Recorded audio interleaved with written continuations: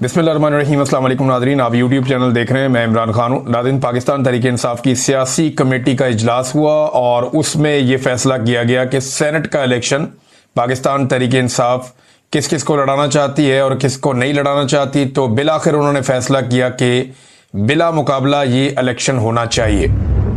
और पाकिस्तान तहरीक इंसाफ ने पहले अपोजिशन के साथ बातचीत की थी और अपोजिशन के साथ एक फार्मूला तय किया था जिसमें यह तय पा गया था कि 5 अरकान सेनेट के आएंगे अपोजिशन की जानिब से और 6 आएंगे हुकूमत की जानिब से। हालांकि पाकिस्तान तहरीक इंसाफ के अंदर जो एक दूसरा ग्रुप है जो इस बिला मुकाबला इलेक्शन की मुखालफत कर रहा है, वो नंबर इससे ज़्यादा बता रहे हैं। वो ये कह रहे हैं कि पाकिस्तान तहरीक इंसाफ कम से कम 7 और ज़्यादा से ज़्यादा 9 सेनेटर, बड़े अजीबोगरीब दावे वो कर रहे हैं कि मुंतखब वो करवा सकती है। बहरहाल ये तो बात कंफर्म है कि जितने सेनेटर इस वक्त पाकिस्तान तहरीक इंसाफ ने लिए हैं, यानी 6 का नंबर, उनसे एक सेनेटर कम से कम वो ज्यादा और बनवा सकते थे और इसके लिए आदादो शुमार जो है वो बहुत ही क्लियर है। अब जो नाम फाइनल किए पाकिस्तान तहरीक इंसाफ ने और ये फैसला किया कि इन्हें सेनेटर बनाया जाएगा, इसमें पाकिस्तान तहरीक इंसाफ के जो पोलिटिकल लोग हैं उन्होंने इसकी तौसीक की है और दावा यह किया जा रहा है कि ये जो नाम फाइनल किए गए हैं 6 के 6, ये मुबैना तौर पे इमरान खान साहब ने फाइनल किए हैं। और ये दावा बैरिस्टर सैफ की जानिब से सामने आया और बाकी जो पाकिस्तान तहरीक इंसाफ के लोग इस लिस्ट के हमायती हैं उनकी जानिब से सामने आया। मुराद सईद हैं जी, फैसल जावेद खान है, मिर्जा खान अफरीदी हैं, इनके नाम के ऊपर बहुत तनकीद हुई है और पीर नूरुल हक कादरी साहब है। खवातीन की नशिस्तों में रुबीना नाज और टेक्नोक्रेट नशिस्त के ऊपर आदम सवाती हैं, जबकि बाद में एक सानिया निश्तर साहबा की एक जो सीट खाली हुई है उस पर मिशाल यूसुफ जई को नामजद किया गया कि वो वहां पे इलेक्शन लड़ेंगी। अब मामला यह है कि पाकिस्तान तहरीक इंसाफ ने तो फैसला कर दिया कि बिला मुकाबला इलेक्शन करवाया जाए, लेकिन बिला मुकाबला इलेक्शन करवाने के लिए पाकिस्तान तहरीक इंसाफ के लिए जरूरी यह है कि वो कुछ भी करके जिन उम्मीदवारों ने अपने कागजात नामजदगी जमा करवाए हैं उनसे कागजात नामजदगी वापस करवाएं। अब इलेक्शन जो है वो सर के ऊपर खड़ा है और कागजात नामजदगी वापस लेने के लिए उम्मीदवार तैयार नहीं है। उम्मीदवारों ने बार बार मीटिंग्स की हैं आपस में और वो जो पाकिस्तान तहरीक इंसाफ के पुराने नजरियाती कारकुन हैं उनके साथ बैठे तो वहां पे ये फैसला हुआ कि डट जाओ और कागजात नामजदगी वापस नहीं लेने, आप मुकाबला करें, हम पार्टी से कहेंगे और एमपीए से कहेंगे कि वो आपको वोट डालेंगे और आपको सेनेटर बनाएंगे। अब ये रोला पड़ गया। एक तरफ पीटीआई कह रही है बिला मुकाबला करना है, दूसरी तरफ पीटीआई ही कह रही है कि जी बिला मुकाबला नहीं करना, बल्कि जो सरमायादारों को टिकट दिया गया है ये काम गलत किया गया। होना यह चाहिए कि वर्करों को टिकट दिया जाए, क्योंकि वर्करों को टिकट दिया नहीं गया, लिहाजा वर्करों का यह हक है कि वो जाकर इलेक्शन लड़ें। अब यहां पे सरप्राइज भी आ सकता है, क्योंकि इससे पहले सरप्राइज खैबर पख्तूनख्वा को मिल चुके हैं बहुत सारे। ये एक सरप्राइज और भी खैबर पख्तूनख्वा को मिल सकता है। लिहाजा खैबर पख्तूनख्वा की उम्र डरी हुई है, वो बार बार मुज़ाकरात कर रही है। मुज़ाकरात के अब तक होने वाले 2 दौर जो है वो नाकाम हो गए हैं। इससे पहले कारकुनों ने यह भी कहा था कि वज़ीर आला हाउस का घेराव भी करेंगे, वो ये भी कह रहे थे कि एमपीएस को भी रोकेंगे और वो मुदाखलत करेंगे हर सूरत इस इलेक्शन के अंदर और वो बिला मुकाबला इलेक्शन नहीं होने देंगे। मुज़ाकरात का दूसरा दौर भी नाकाम हो गया। अली अमीन गंडापुर नाराज सेनेट उम्मीदवारों को दस्तबरदारी के लिए ना मना सके, ये मीडिया के ऊपर खबरें चल रही हैं और हर जगह पे ये खबरें हैं। इरफान सलीम साहब का कहना है, ये उम्मीदवार हैं सेनेट के, इमरान खान साहब के बहुत पुराने साथी हैं, 2 दहाइयों से ज्यादा हो गया ये इमरान खान के साथ हैं। तो उनका कहना था कि हम सेनेट इलेक्शन से किसी सूरत दस्तबरदार नहीं होंगे। अब यह मामला पार्टी की सियासी कमेटी के सपुर्द कर दिया गया है जो इस पर फैसला करेगी। बहरहाल वो जो मेरे पास आखिरी इत्तला आई तब तक तो ये लोग नहीं माने थे, लेकिन इनको मनाने की कोशिश की जा रही थी कि ये लोग मान जाएं और बिला मुकाबला इलेक्शन हो जाए। और इसमें लालच वालच जो दिया गया कि यही होता है ना कि आपको मुशीर बना देते हैं, आपको कोई खास ओहदा दे देते हैं, आपके कुछ लोग हैं उनको भी एडजस्ट कर देते हैं, आपको कुछ फंड्स भी दे देते हैं, अगला जो इलेक्शन आएगा वो आपको लड़वा देंगे। तो ये इस किस्म की चीजें होती हैं जो हुकूमत के पास बहुत सारा कुछ होता है बांटने के लिए, तो वो बांटने के लिए कह रहे हैं। बहरहाल इसमें एक चीज देखने वाली ये है कि क्या पाकिस्तान तहरीक इंसाफ सेनेट के इस इलेक्शन को लड़के या ना लड़के क्या कोई तब्दीली लेगी बहुत बड़ी? क्या इन इलेक्शंस को जीत के वो हुकूमत गिरा सकते हैं? तो जवाब है नहीं। क्या इन इलेक्शन को जीत कर वो हुकूमत बना सकते हैं? तो जवाब है नहीं। क्या इन इलेक्शन के जरिए से वो कोई आईनी तरमीम होने से रोक सकते हैं? तो जवाब है नहीं। तो जब कोई भी काम आप नहीं कर सकते तो यह साबित करना क्या जरूरी है कि पाकिस्तान तहरीक इंसाफ इतनी बुरी तरह एक्सपोज हो जाए कि अपने नजरियाती कारकुनों की जगह वो सरमायादारों को टिकट दे दे? ये बहुत बड़ा सवाल है। देखिए ये एक बदनामी है जो इलेक्शन लेकर आया है कि पाकिस्तान तहरीक इंसाफ में कारकुन से ज्यादा सरमायादार की अहमियत है। और क्या ऐसी तहरीक इनकलाब की जानिब जा सकती है जहां पे सरमायादार जो है उन्हें एक कदम आगे रखा जाए? बाकी लोग देखें, बाकी पार्टियां भी सरमायादारों को टिकट देती हैं। सेनेटर तलहा महमूद कौन है, उनकी पॉलिटिकल स्ट्रगल क्या है सब जानते। दिलावर खान साहब कौन है, पॉलिटिकल स्ट्रगल क्या है सब जानते हैं। और बहुत सारे अमीर अमीर लोग हैं। या तो वो लोग आ जाते हैं जो एस्टेब्लिशमेंट के मंजूर नजर होते हैं, या वो लोग आ जाते हैं जिनके पास बहुत ज्यादा पैसा होता है, या वो दोनों तरह के लोग आ जाते हैं जो एस्टेब्लिशमेंट के मंजूर नजर भी होते हैं और उनके पास बहुत सारा पैसा भी होता है। तो वो सेनेटर बनकर आकर बैठ जाते हैं। ये पोजीशन है ना, उस पोजीशन को एंजॉय करते हैं। पाकिस्तान में टोटल 102 बंदे हैं, तो ठीक है मैं भी सेनेटर हूं जी, मेरे पास प्रोटोकॉल है, मैं जहाज में जाऊं, एयरपोर्ट पे जाऊं, बाहर जाऊं, तो जरा हटो बच्चों किस्म का एक माहौल बन जाता है। तो अमीर लोग जिनके पास अरबों खरबों रुपया होता है, उनके दिमाग में फिर ये खुन्नस रहता है कि जनाब सेनेटर बनना चाहिए, जरा प्रोटोकॉल, जरा आवाज चलनी चाहिए हमारी। बहरहाल क्या सरमायादारों को इमरान खान साहब ने वैसे जो नजरिया बताया पाकिस्तानियों को या पाकिस्तान तहरीक इंसाफ को, वो तो ये था कि एक आम तबके को आगे लेकर आना है सियासत के अंदर जो अवाम में से हो। अवाम में से वही होगा ना जो आम आदमी होगा, और पैसे का असर रसूख पाकिस्तान की सियासत के अंदर खत्म करना है। ये इमरान खान साहब का एक्चुअल जो नजरिया है जिसके ऊपर वो बार बार बात करते हैं वो तो ये है। मगर हमने देखा कि पाकिस्तान तहरीक इंसाफ ने सरमायादार के सामने सरेंडर किया है, और ना सिर्फ सरेंडर किया बल्कि पाकिस्तान के मीडिया को और सबको यह बताया कि यह सरेंडर हमारी जानिब से नहीं है, यह फैसला इमरान खान साहब ने किया है। यानी मिर्जा अफरीदी वाला फैसला उन्होंने डाल दिया इमरान खान साहब के खाते में। बाकी पॉलिटिकल पार्टीज भी ये काम करती हैं, पाकिस्तान तहरीक इंसाफ भी अगर ये काम करती है तो फिर बाकी पॉलिटिकल पार्टीज जो कुछ करती हैं और तहरीक इंसाफ भी अगर यही काम करती है तो फर्क कम हो जाता है ना, या फर्क खत्म हो जाता है। इससे ना एक मायूसी फैल रही है उन कारकुनों में जो जोर लगाते हैं जब वो ये देखते हैं कि उनकी तरह की कुर्बानी देने वाले लोगों की हैसियत नहीं है और जो पैसा लेकर आ रहा है उसकी हैसियत है। जल्दी पर तेल का काम करते हैं। अब फवाद चौधरी साहब जैसा एक स्टेटमेंट आ गया, उन्होंने कहा जी मेरे पास भी 50 करोड़ होता तो मैं भी आज पाकिस्तान तहरीक इंसाफ के अंदर होता। अब हर आने वाले दिन में कोई ना कोई बंदा जो पाकिस्तान तहरीक इंसाफ से इस वक्त बाहर है और वापस आना चाहता है, जिसने मुश्किल वक्त नहीं देखा, हालांकि फवाद चौधरी ने तो बहुत मुश्किल वक्त देखा है, बहुत सारे लोग जिन्होंने मुश्किल वक्त नहीं देखा जो वापस आना चाहते हैं उनके पास ये जवाब है। वो ये कह सकते हैं कि जनाब पैसे ले लो और हमें भी वापस आने दो, हमें भी वापस पार्टी के अंदर ले लो। अब नाज़रीन पाकिस्तान तहरीक इंसाफ ने ये वाला इलेक्शन ना लड़कर यानी बिला मुकाबला करके एक बात तो तस्लीम की है कि जो अदालती फैसला है वो पाकिस्तान तहरीक इंसाफ को तस्लीम है। यानी अदालती फैसले के बाद जो एक नई अददी हैसियत है असेंबली के अंदर अपोजिशन की, पाकिस्तान तहरीक इंसाफ कर लिया, अपने कारकुन भी कत्ल करवा लिए। ये सारा कुछ होने के बाद और इन सारी चीजों के बारे में इमरान खान साहब को इल्म है, तो अब इमरान खान साहब कोई ऐसी डील नहीं करने वाले कि वो अपना जाती फायदा निकाल के बाहर आ जाएंगे। हाँ, इमरान खान थोड़ा बहुत को फेस सेविंग दे सकते हैं, इमरान खान थोड़ा बहुत रूम दे सकते हैं, या मिलिट्री एस्टेब्लिशमेंट को थोड़ा बहुत रास्ता दे सकते हैं कि ठीक है यार मैं तुम्हें सियासत में से निकलने का रास्ता देता हूं तो इज्जत के साथ निकल जाओ। ये तो इमरान खान साहब कर सकते हैं, लेकिन वो ये डील नहीं कर सकते कि पाकिस्तान के जर्नैल यहाँ पे हुकूमत करते रहें और सियासतदान चुड्डू बन के बैठे रहें। ये मुझे नहीं लगता कि अब इमरान खान कर पाएगा इतनी मार खाने के बाद। यानी इंसान जो कुर्बानी देता है वो कुर्बानी उसके ऊपर एक बोझ बन जाती है कि क्योंकि मैंने ये कुर्बानी दी है लिहाजा अब मैं पीछे नहीं हट सकता। यही इमरान खान साहब के साथ होगा और इस बात की आसिम मुनीर साहब को अभी समझ नहीं आएगी, क्योंकि उन्होंने जिंदगी में कभी कभी मुश्किल वक्त देखा ही नहीं, इस तरह की कभी चीज़ों का सामना किया ही नहीं उन्होंने। वो तो जनाब फौज में भर्ती हुई और फौज में भर्ती होने के बाद आपको हर तरह की सहूलत होती है। अब वो आर्मी चीफ बन गए करते कराते, सारे उनकी खुशामद करते हैं, सारे मामला उनके कंट्रोल में। उन्हें अभी इस बात की समझ नहीं आएगी। इस बात की समझ उसी आदमी को आएगी जिसके दिमाग में इनकलाब दस्तक दे रहा होगा। नाज़रीन, इमरान खान को फिर ईद की नमाज नहीं पढ़ने दी गई। अब जो सरकार एक कैदी को 3 साल हो गए, 6 ईदें हो गई, जो सरकार एक कैदी को ईद की नमाज नहीं पढ़ने दे रही, उसे एक अदालत की पेशी के ऊपर नहीं ला सकती, उसको सिक्योरिटी का बहाना बनाते हैं, कहते जी सिक्योरिटी हम नहीं दे पाते। जेल के अंदर एक कैदी को सिक्योरिटी नहीं दे पा रहे, अदालत में पेश नहीं कर पा रहे एक साबिक वजीर आजम को। तो जो सरकार इतना नहीं कर पाती वो ये कैसे दावा करती है कि वो आलमी सतह पे सिक्योरिटी के मामला देखेगी, सऊदी अरब की सिक्योरिटी करेगी, बाकी मुल्कों की सिक्योरिटी करेगी, अमरीकी मफादात का तहफ़्फ़ुज़ करेगी? कैसे वो ये कह सकती? पाकिस्तान में आग लगी हुई है, बलूचिस्तान गुज़िश्ता 3 दिन से जो रिपोर्टें आ रही है बलूचिस्तान जल रहा है, कोई पूछने वाला नहीं है। ना फील्ड मार्शल वज़ीर दाखिला चले गए हैं एक मुक़द्दस सफ़र के ऊपर, अल्लाह ताला कबूल फरमाए उनकी इबादत। लेकिन कौन है जो पाकिस्तान को देखे, बलूचिस्तान को देखे? बलूचिस्तान बेयारो मददगार है, वहाँ का वज़ीर आला भी खुलकर फिर नहीं सकता, बाहर नहीं निकल सकता। कोयटा से बाहर जाए ना, कोयटा के अंदर भी नहीं घूम सकता, तमाम शराएं बंद हो जाती हैं। जिसका दिल करता है जहाँ पे आके नाका लगाता है और लूटना शुरू कर देता है। कितने ही लोग शहीद हो गए गुज़िश्ता 3 दिनों के अंदर, ये डाटा तो जारी भी नहीं किया जाता। एक तरफ पाकिस्तान को इस तरह जलाया जा रहा है और वो आवाज़ें जो पाकिस्तान को बचाने वाली आवाज़ें हैं, इंसानी हकूक़ की आवाज़ें हैं, जिन्हें लोग सुनते हैं, उनको दबा दिया गया।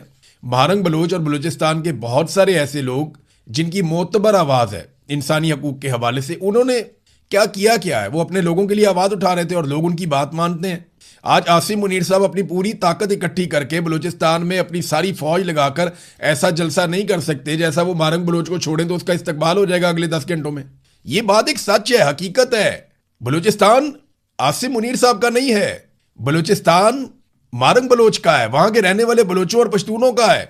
अवाम उसके मालिक हैं। आसिम मुनीर साहब वहां मुलाजिम हैं और वो नौकरी करते हैं, तनख्वाह लेते हैं, और वो जो तनख्वाह लेते हैं उसमें एक बड़ा हिस्सा टैक्स का बलोच शहरी भी देते हैं। तो महारंग बलोच को बंद किया हुआ है, जो अमन के लिए आवाज़ है या जो आवाज़ है इंसानी हकूक़ के लिए, वो क्या कहती है? जबरी गुमशुदगियां बंद करो। उसके बाप को मार दिया और बहुत सारे लोगों को मार दिया, मसकशुदा लाशें फेंक दी जाती हैं।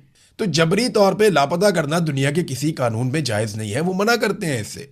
महारंग बलोच को अंदर कर दिया, ईमान मज़ारी को, हादी अली चट्टा को। ये वो आवाज़ें हैं जो इंसानी हकूक़ के लिए बुलंद होती हैं और इस वजह से ये लोग जेलों में पड़े हुए हैं आज ईद वाले दिन भी। इमरान खान साहब, यास्मीन राशिद, महमूदुर रशीद, एजाज चौधरी, उमर चीमा, बुशरा बीबी है, आलिया हमजा है, सनम जावेद है, फलक जावेद है, ये मुलाकातें भी नहीं इनकी करवा रहे। वो अतीक रियाज साहब है, वो बताते हैं ना सनम जावेद की मुलाकात करने दी गई इन्होंने, ना आलिया हमजा साहबा की मुलाकात करने दी गई। घंटों इंतजार करवाया गया, मुलाकात ही नहीं करवा रहे। शाह महमूद कुरैशी साहब भी जेल में पड़े हुए हैं। सैकड़ों ऐसे सियासी कैदी इस वक्त जेलों में बंद हैं जिनका कोई कसूर नहीं है, सिर्फ ये है कि पाकिस्तान की मिलिट्री एस्टेब्लिशमेंट को वो पसंद नहीं है। देखिए, मैं मिलिट्री एस्टेब्लिशमेंट बार बार पता क्यों कहता हूँ, जरा इसको आप समझें।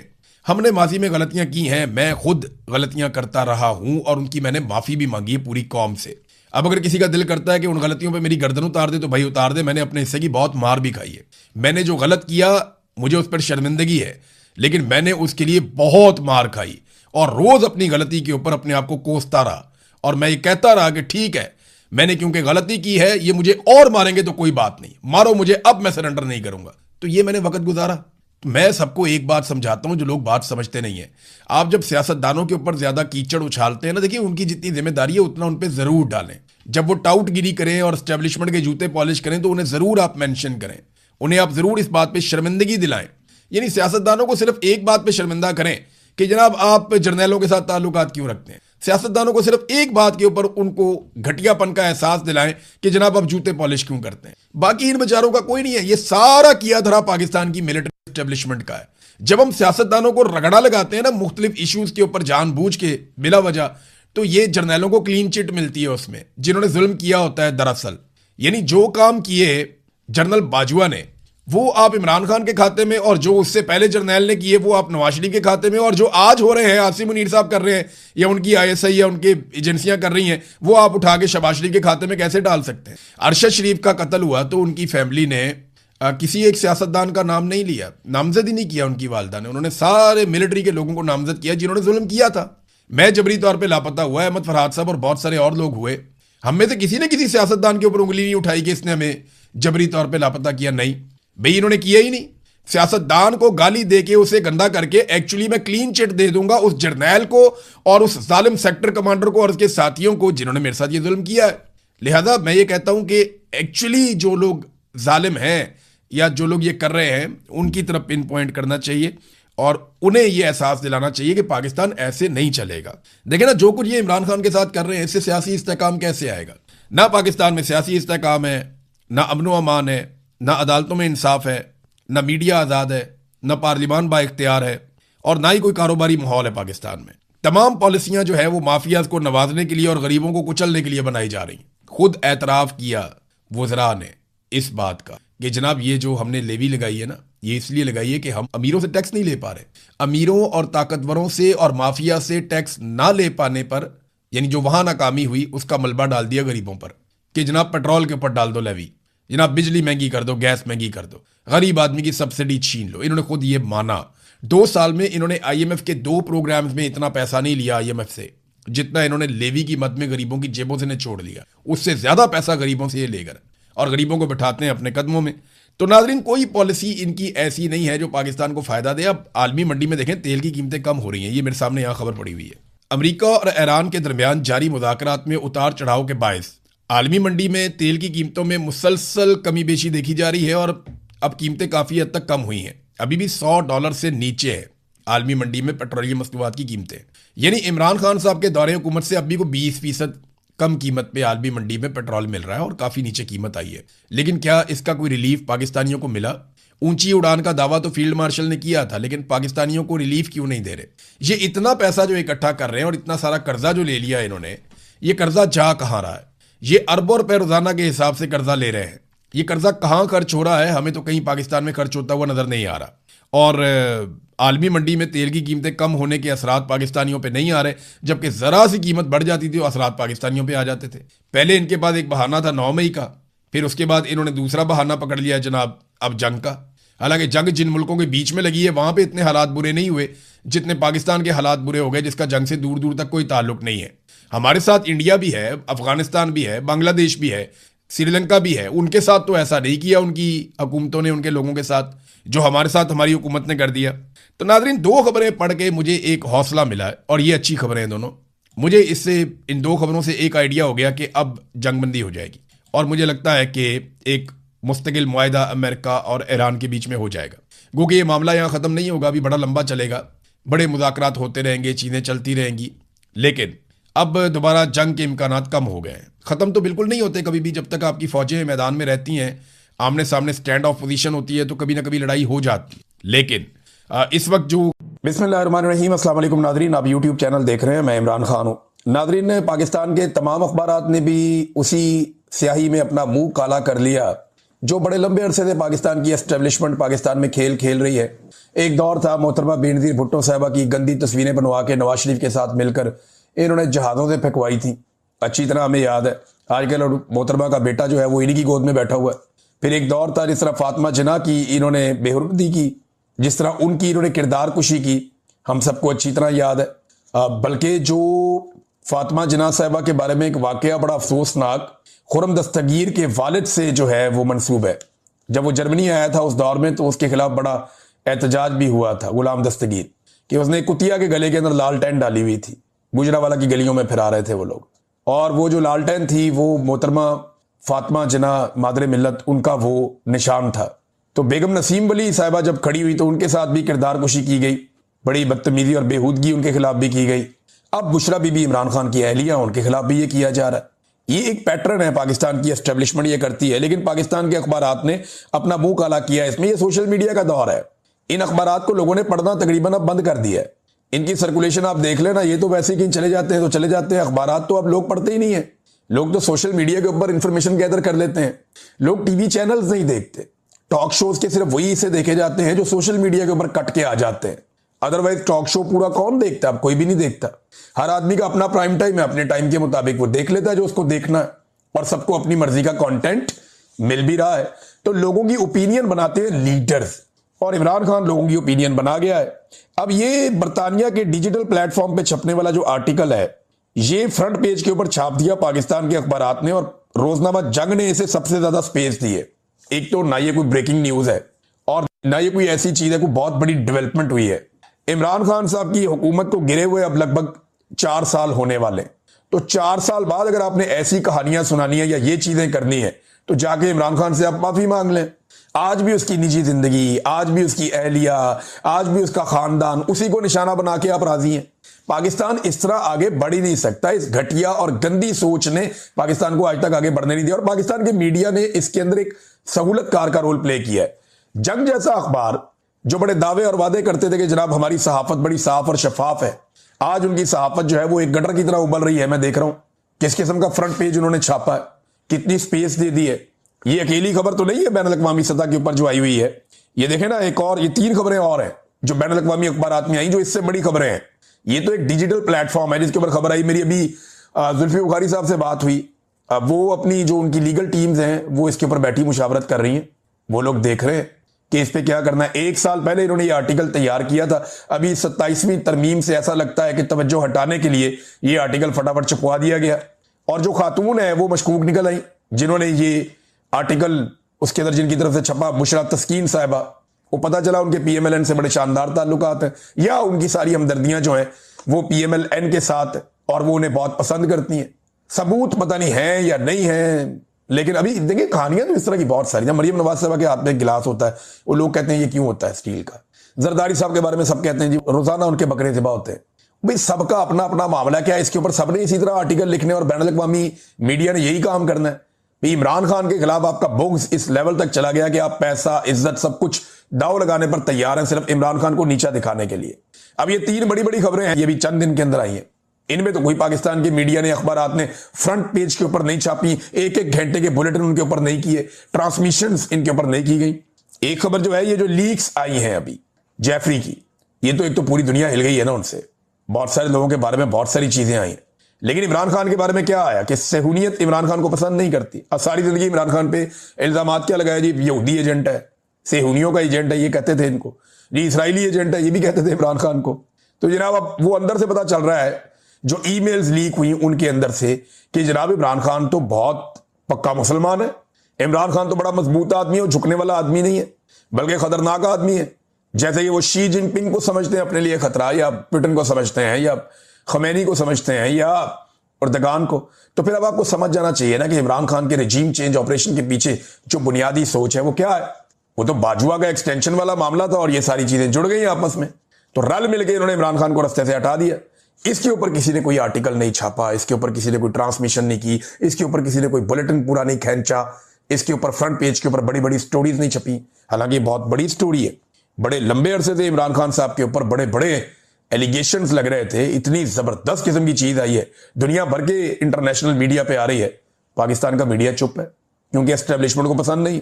दो आसिम मुनीर साहब के ताहयात इस्तिस्ना पे आलमी मीडिया बहुत कुछ कह रहा है, इस पे किसी ने कोई बात ही नहीं की।